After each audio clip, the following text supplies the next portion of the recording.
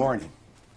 Thank you for coming for this update on the case involving Julia Tomlin and the decedent Noah Tomlin. Sometime in the latter part of September of this 2019, my office received a copy of the autopsy and the anthropology report concerning Noah Tomlin. In that report, we were advised of the nature and characteristics of his death, and as such, we are updating the public today as to the cause of death, as well as any updates to the case. According to the autopsy report, the cause of death of Noah Tomlin, age 4, is blunt force trauma, as well as battered child syndrome. In reading the autopsy report specifically, I want to quote certain areas so that the public has a clear understanding as to the nature of the severity of the injuries that were suffered by Noah Tomlin.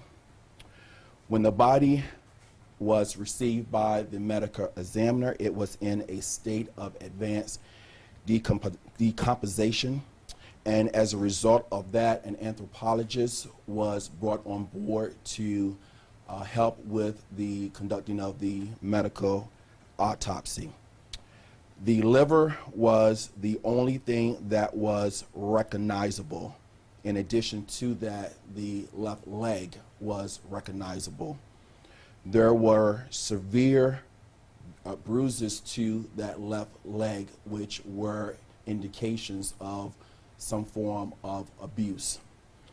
When the forensic anthropology analysis was conducted, the following conclusions were made: that there were severe skull and fractures to the skull.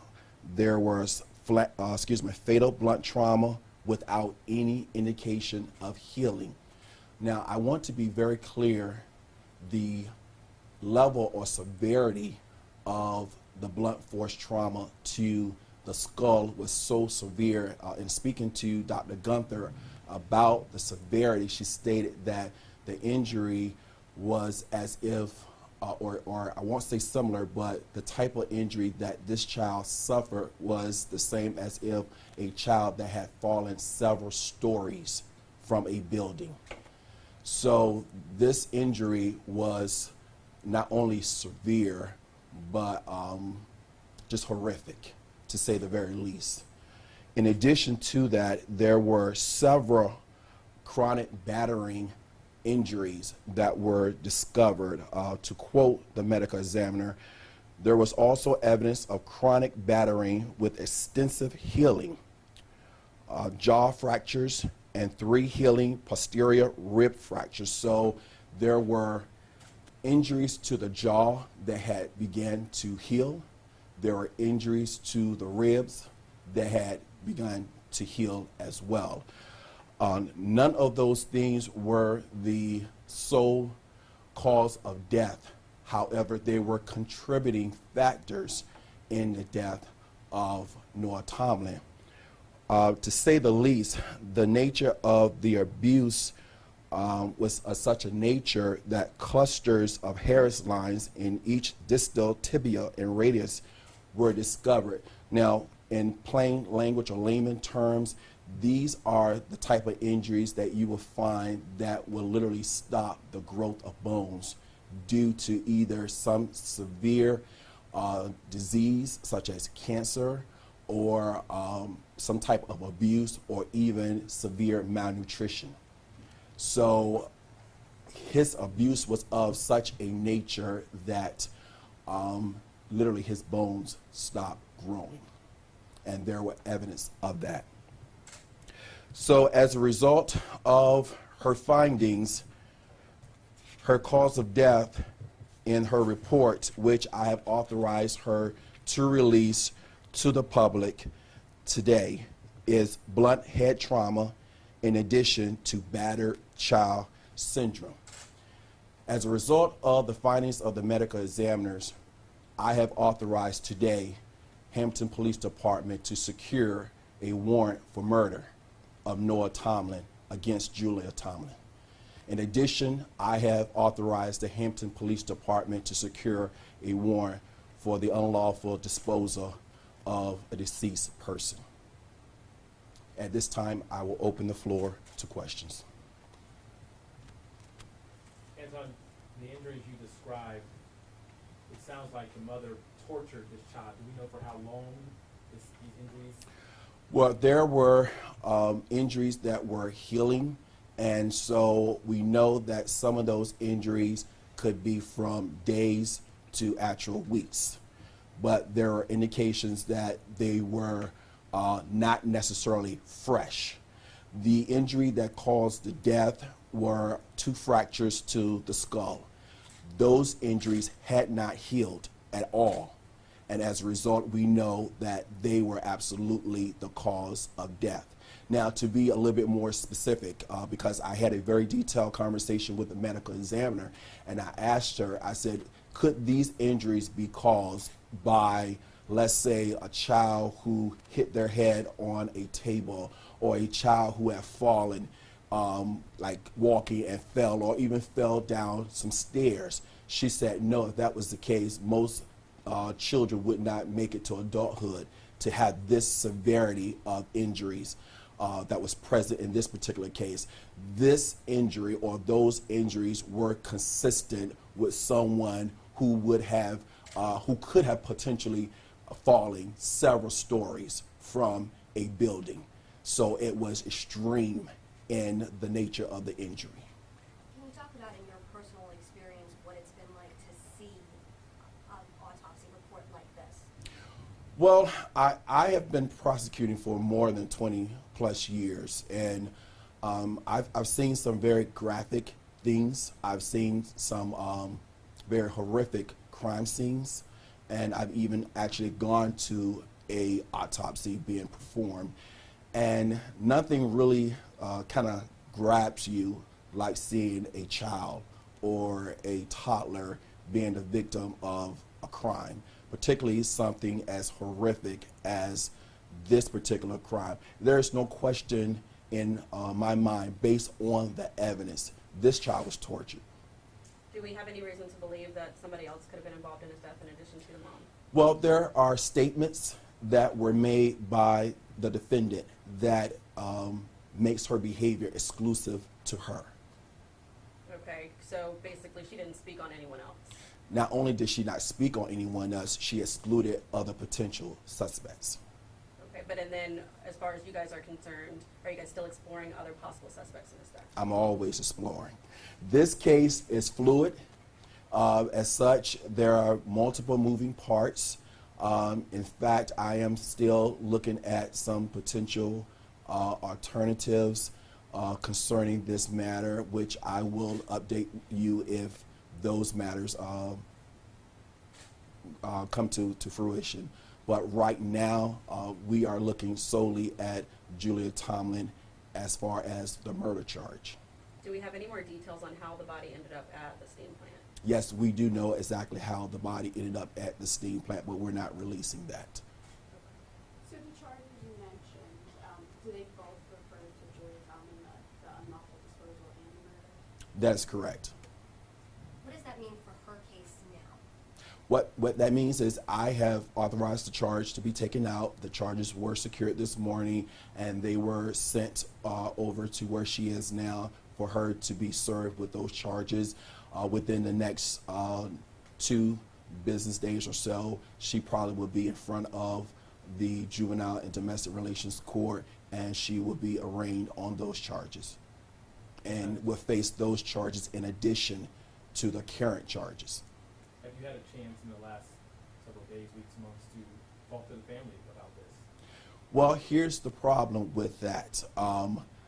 The family in this matter, we're just finding out who the biological father is.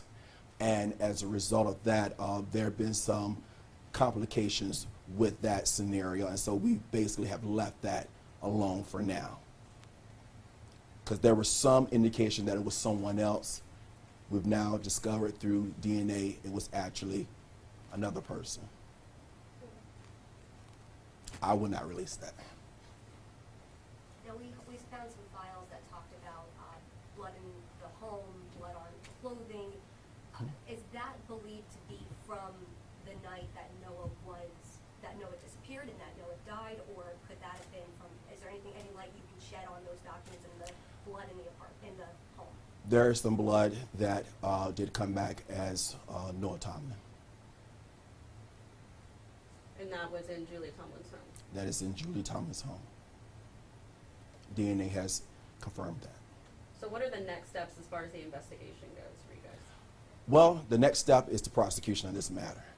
As far as the investigation, we're still looking at some other leads concerning the disposal of the body and who may have assisted her when the murder actually took place, as far as after the fact, may have helped her dispose of the body.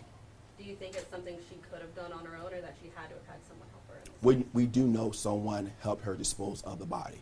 There's no question about that. The question is the intent and whether the person had knowledge that there was a body in the bag. And so there's further exploration concerning that matter. Are you able to talk about how the state his body was in when he was found in the steam Yes. plant? The body was in a state of advanced decomposition. So basically, and I hate to be gruesome with the specifics, but imagine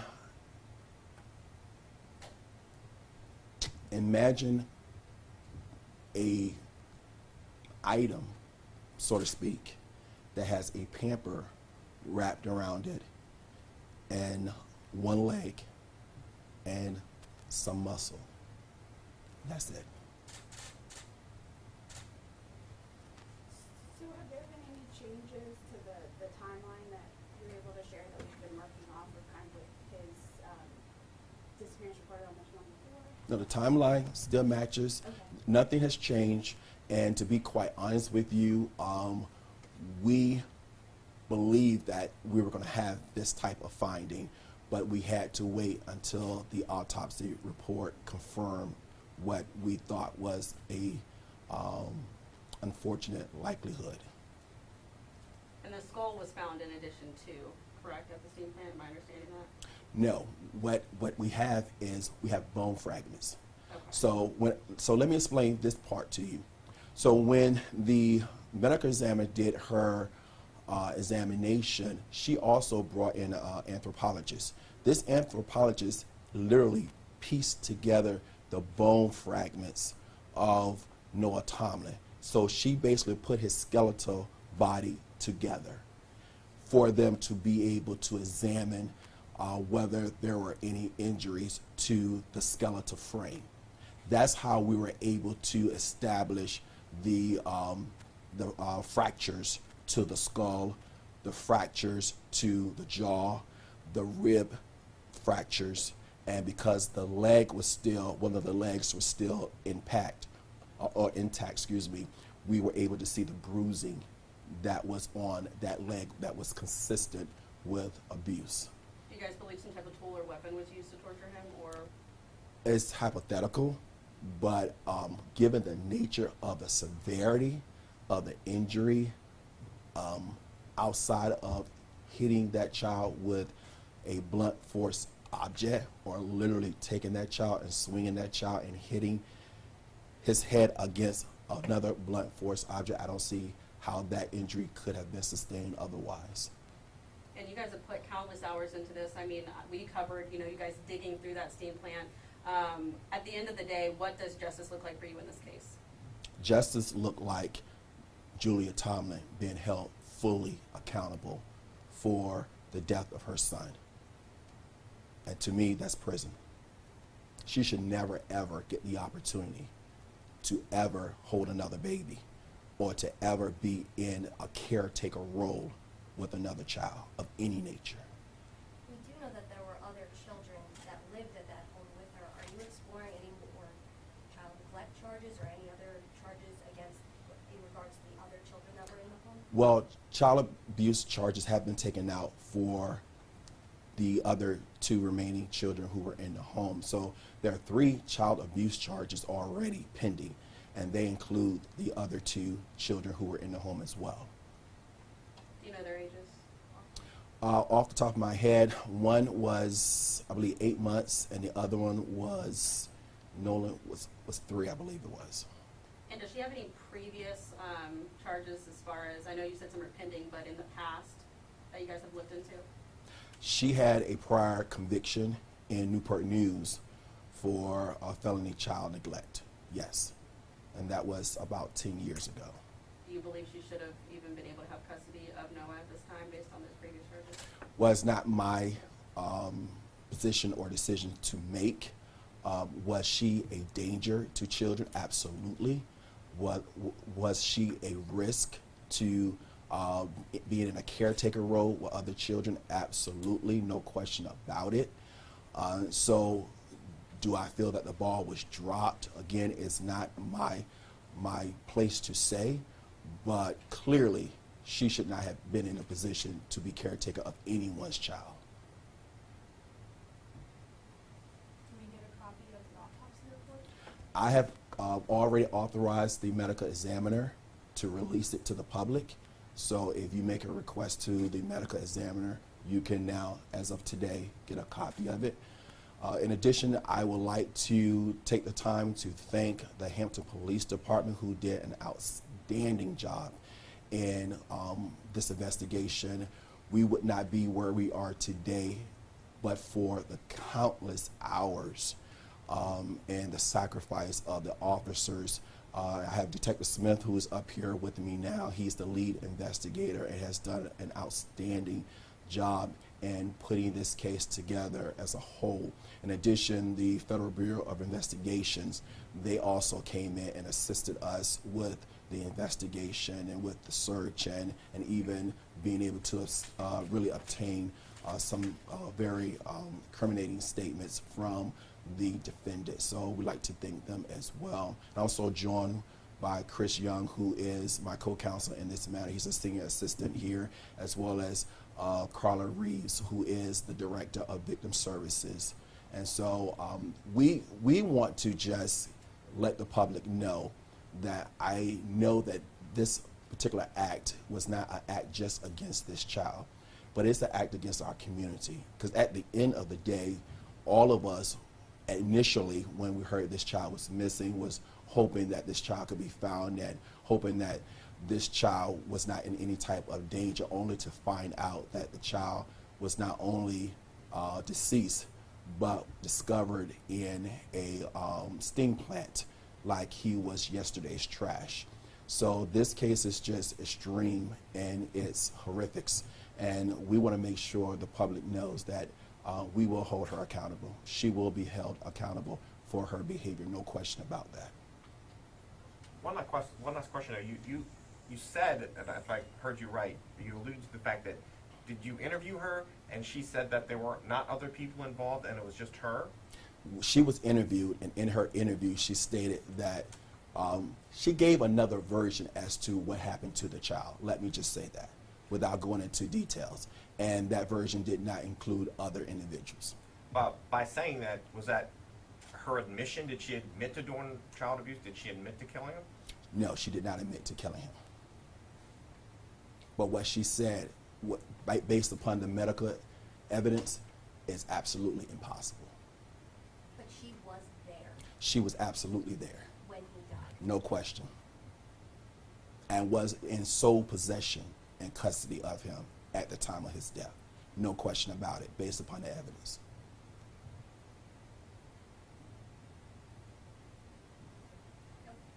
Anything else? Well, thank you for coming out.